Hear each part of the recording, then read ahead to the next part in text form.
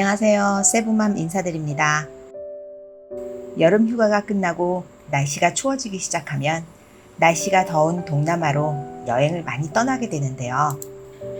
한국과 가깝고 짧은 여행 기간 동안 가까운 이동거리 안에서 다양한 놀거리를 즐길 수 있는 여행지로 손꼽을 수 있는 곳이 바로 이곳 세부입니다.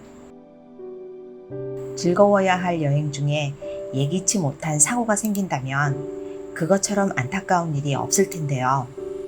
오늘은 여러 가지 사고 중에 물놀이시 발생한 사망사고와 세부 여행 시 대부분의 여행객들이 방심하고 있는 부분에 대해서 얘기를 해볼까 합니다. 우선 물놀이 사망사고 건수에 대해서 한국과 세부를 비교해 보겠습니다. 2017년에는 한국에 37건, 세부 7건, 2018년도에는 한국은 33건, 세부는 8건의 물놀이와 관련된 사망사고가 있었습니다. 비교하는 지역의 크기가 다르기 때문에 물놀이 사고율의 많고 적음을 얘기하기는 힘든데요. 어쨌든 사망자 또는 부상자가 발생한다는 건 좋지 않은 일임에 틀림이 없습니다. 좀 더 자세히 살펴보면 세부에서 물놀이 사고가 해양 스포츠에서 대부분 발생할 것 같지만 리조트 내에 있는 수영장 또는 바닷가에서 발생하는 사망사고가 거의 반을 차지합니다. 최근에 급부상하고 있는 캐녀닝에서도 많은 사고가 발생하고 있는데요. 2018년도에는 결국 캐녀닝에서 한 명의 사망자가 발생하고 말았습니다. 즐거운 추억을 만들기 위해 소중한 사람들과 떠나온 여행길에서 이렇게 불의의 사고가 발생하면 안 되겠죠. 저도 세부에 살면서 가끔 사망 소식을 듣다 보면 비록 지인은 아니지만 가슴 한켠이 아려옵니다. 2019년 하반기부터 세부 해양청도 수상 안전에 대해서 발벗고 나서기 시작했습니다. 대표적인 예로 호핑에 대한 규제가 상당히 엄격해졌는데요. 배 등록 인원의 70% 이상은 탑승을 할 수가 없고요. 풍속 5km 이상, 그리고 파도의 높이가 50cm 이상일 경우 현지 해양청 호스트가드가 호핑 진행 여부를 당일 현장에서 결정하고 있습니다. 이로 인해서 세부의 호핑 금액이 일괄적으로 올랐는데요. 금액이 조금은 올랐더라도 바람이 조금 불어서 호핑을 나가지 못해 일정이 좀 틀어지더라도 여러분들의 안전을 위해 개선된 부분이니까 이해해 주실 거라 믿습니다. 서론이 많이 길어졌는데요. 현지에서 살고 있는 세부맘이 오랫동안 봐왔던 현실을 토대로 물놀이 안전사고 예방을 위해 몇 가지 주의사항을 상기시켜 드리도록 하겠습니다. 수영 전에 준비 운동을 하시라는 기본적인 사항은 건너뛰도록 하겠습니다. 여행을 오면서 다들 기분이 업돼 있는 관계로 대부분의 사람들이 똑같이 행동하는 부분을 짚어보도록 하겠습니다. 첫 번째는 음주 또는 피로 누적이신 분은 충분한 휴식 후에 물놀이를 즐기시기 바랍니다. 당연한 얘기죠? 그런데 이렇게 당연한 사항을 대부분 안 지키십니다. 세부로 오는 비행기는 대부분 밤 늦은 시간이나 새벽에 도착하는데요. 도착해서 주무시는 게 아깝다고 술을 드시는 분들이 의외로 많습니다. 저녁 비행기를 타기 위해서 지방에서 인천으로 올라오시는 분들도 많고 금요일 퇴근 후 곧바로 공항으로 가시는 분들도 계신데 피로가 풀리지 않은 상태인데도 여행지에 와서 어떻게 잠을 자냐면서 술을 드시는 분들이 계세요. 피곤하지만 술도 포기 못하고 여행 일정도 포기 못하고 이런 분들은 당연히 사고 날 가능성이 크겠죠. 첫날 도착하시면 숙소에서 충분한 휴식을 취하시고 오시는 동안 쌓인 피로를 푸시기 바랍니다. 그리고 여행 중에 이런 분들 또한 많습니다.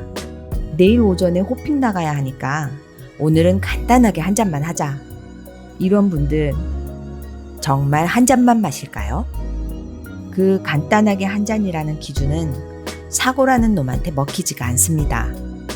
간단하게 마실 돈과 시간으로 차라리 마사지를 받으시고 쉬세요. 술을 마실 스케줄은 한국으로 가기 전날 밤으로 미뤄두시기 바랍니다. 마지막 날 오전 늦게까지 푹 주무시고 체크아웃하고 나오시면 되니까 안전한 여행을 위해서 음주는 꼭 조절하셔야 합니다. 두 번째는 리조트 수영장이나 바닷가에 어린이와 고령이신 분은 절대 혼자 두시면 안 됩니다. 이 얘기를 들으면 그거 당연한 거 아니야? 라고 생각하시겠지만 막상 놀러 오면 정말 많은 분들이 이렇게 하고 계십니다.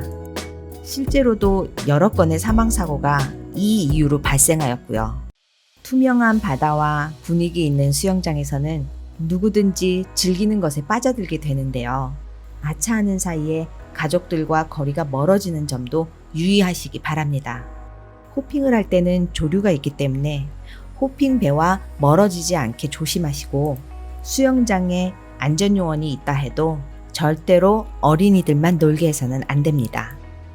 세 번째는 여행을 오기 전에 안전 담당자를 한 명 뽑으시기 바랍니다. 여행을 계획할 때는 일정을 짜는 사람이나 총무를 담당하는 사람은 쉽게 정하지만 안전수칙을 신경 써줄 사람은 뽑지 않더라고요.